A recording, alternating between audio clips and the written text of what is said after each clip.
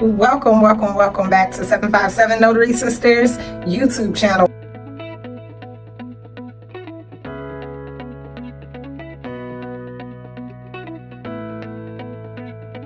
where today we are talking about adding wedding officiant to your business. Maybe it could be to your notary business, maybe it could be a new business that you're starting. You know that I am all about those multiple streams of income. Let's talk about it. I am from Virginia, where we do not receive our officiant certificate or the rights to officiate weddings with our notary business, and our state does not recognize online ordination. That are the two things that are stopping us from becoming a wedding officiant. I did have the opportunity to officiate one wedding, and the way we do it here is that there is a fee that you pay to your county, and you go in front of a judge, and normally you would get the one-time permission to officiate a wedding, or else you need to be an ordained minister or whatnot.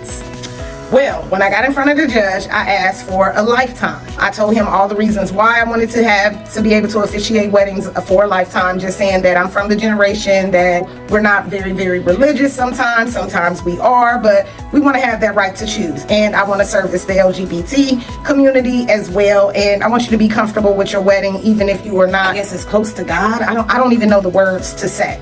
But needless to say, I was able to get it. I was told no about 7 times, y'all. Don't think that I was not told no.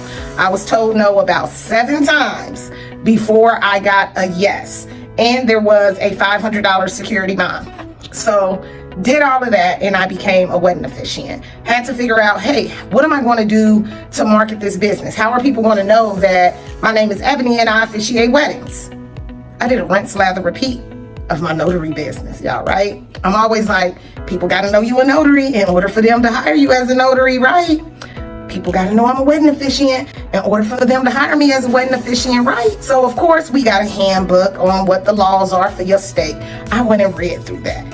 And of course I was like, all right, we're going to treat this as a separate business, since obviously it doesn't fall under my notary business. How did I structure my notary business? Is how I structured my wedding business, right? Same thing, right? So from there, I got my LLC, I got my EIN, I made my business plan, I wrote my why. I figured out what my expectations for this business would be. And during that plan, you know, I had this photo booth. I'm like, all right, so I can rent photo booths, I can officiate your wedding, I can be your MC on the mic since I'm already there. And I was able to write out this plan that I wanted for this business. So now I've got my LLC. I've named it Boss Events LLC.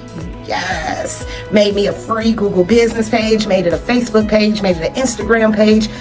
I did everything that I did for my notary business, for my wedding officiant business, getting all those moving parts so that this business could take off like my notary business. Now, were there some things that were different? Yeah. For a wedding, I do an intake form. For a wedding, I do offer several different services. So I do have things that are like a sign and go wedding. I have things that's like a small elopement with under 30 guests. I have things that are on the larger scale. Maybe you want to jump the broom or do the fist tying. So I do have different things that I have separated. And how did I find out from that? Because I am single. I had to do my research. I had to look at what are the different types of weddings? What do people look for in a wedding? What are they looking for in an officiant? And I tailored my audience just to that. I had to go and I had to learn all things wedding officiant. The way we learned all things notary, right? Now we have Boss Events, where I am a wedding officiant, and I will officiate your weddings. I will rent you out my photo booths. I have 2 of them. I can coordinate your wedding. Today is February 28th, and I've done 41 weddings. I have 11 weddings booked in the future. I'm always getting the booking. And then you say, well, how are you getting all these bookings? I go to my potential client. Who did I partner up with? I call the people that own event spaces. I call venues that hold weddings. I called every single churches, all types of different places. And even though you probably like, why would you call a church? They have a pastor. If you don't belong to the church, you can rent out the church. But sometimes if you don't belong to the church, the pastor won't marry you. But guess who will? I will. I don't have a problem. I'll stand right in there and I'll do it. So that is why I did that. I reached out to florists, travel agents, all different types of people for my next potential client. and I send them emails. I go in person. All of those same things that we use in our notary business are the same things that I'm using right here in my wedding officiant business. I've written an ebook, you guys, that will be available on March the 25th. I am holding a course where I will be sharing my different scripts because, of course, I had to learn what type of scripts are there. And I did take 3 courses. 3, y'all. And they were all good. I don't have anything bad to say about any of the courses that I took. They were okay, like some things I could not use, some things I could use. There are places like the Wedding Wire and the Knot. Those places are directories. Remember how we have directories in our notary business? Places like SnapDocs or Notary Cafe or Notary Connects, like my directory, where you can pay a fee and you could be listed on their directory. They were quite expensive for me. Maybe they're cheaper in your area. You would have to go and see. I know like the Wire and the Knot, they were looking at about $200 a month in my area. And I was like, no, I don't want to do that. But I did. I still do. I run a small ad on Thumbtack. I do an ad for about $40 a week. I normally get about 2 to 3 direct leads, which normally costs about $40. What I paid just for last week, where I think I paid about $40, and I was able to actually get 5 leads, and I was able to book all 5 weddings. So it did pay for itself. Sometimes it does not. Sometimes it does not. Okay, people will waste your time, and you just got to take the good with the bad. But normally at $40 a week, which is about what? 40, what is that? 80, 160 a month. That's one wedding. So like this week, it paid for itself. I ended up booking 5. But you don't have to run a Thumbtack lead. Sometimes people find me on Google business page. Sometimes people find me at the courthouse. How do they know I exist? I let the courthouse know. But again, I'm holding a course that is we're gonna talk about all the things that I say, what my emails look like. You'll get all of those things, those items. I write my scripts, I'll write your vows, and all of these are different fees. If I have to write your vows, that is an upcharge. I make a decent amount in weddings. Like, I was not expecting to make this amount, and a lot of stuff was learning as I went. Let's get into the 3 courses that I took in case you would like to check those out. One of the courses that I took was by Sunita Leak out of North Carolina. Hers was a pre-recorded course, and it was about 2.5 hours, and she gave a lot of information, but it was pre-recorded, so you didn't have an opportunity to ask her any questions. But she has come out with a new course, and that she says is live. I'll put the links in my description.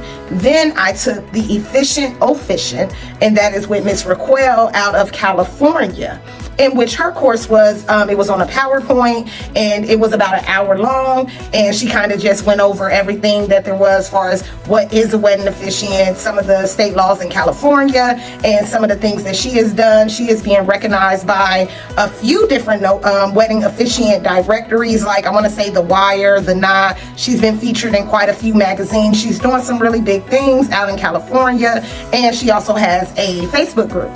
Then I also took with Tiara Bryant out of New Jersey. And in New Jersey, no, I don't think your wedding officiant comes with your New Jersey notary, but she's also a notary in New Jersey, and she also officiates weddings. And for hers, it was like a live Q&A. It was one-on-one, and you were able to ask questions. All 3 of the courses were good. All 3 of the courses, I probably got something from them. I definitely saw things that I went and I had to go and look for on my own. There was just, some things that you just have to kind of figure out on your own that's going to work for your business, right? And that's what you want to do in this business. Gather your information and figure out what's going to work for you. What kind of service do you want to provide? What kind of officiant do you want to be? I am the fun officiant.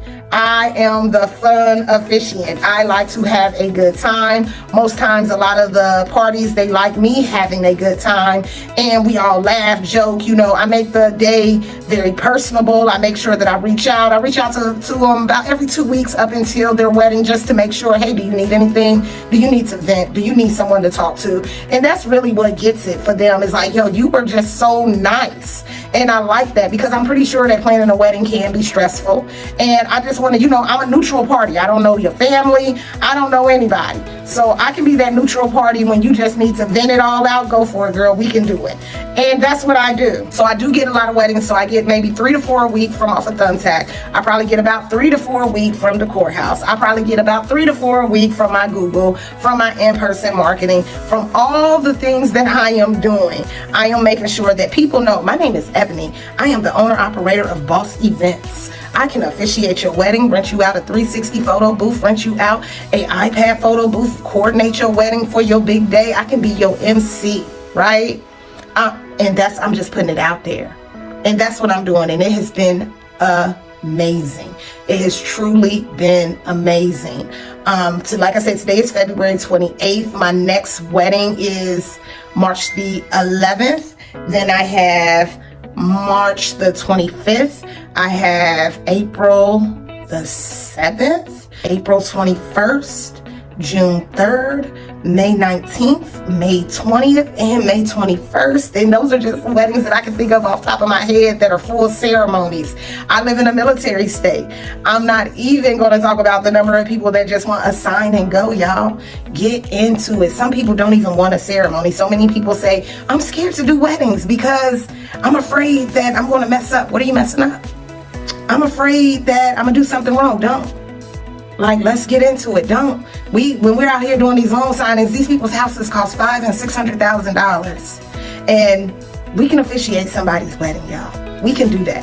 Definitely. Especially if they want like a little sign and go. All you got to do is just say whatever your state's legal statement is that you must say. And maybe your state don't have a statement that you got to say. Maybe you don't. I don't know. I don't know every single state. I know Virginia. I know what I got to say for Virginia. And where can you find out what you got to say? Look in your handbook. Call the courthouse. Ask a commissioner. Somebody will tell you if it's just a sign and go, right? If you in Virginia, come to the class. The date and time is in the description bar, y'all. But add wedding officiant to your services. It has been something that has been very lucrative. It has been something that has been an asset. It has been something that I've definitely enjoyed doing. Another place to market it, prisons.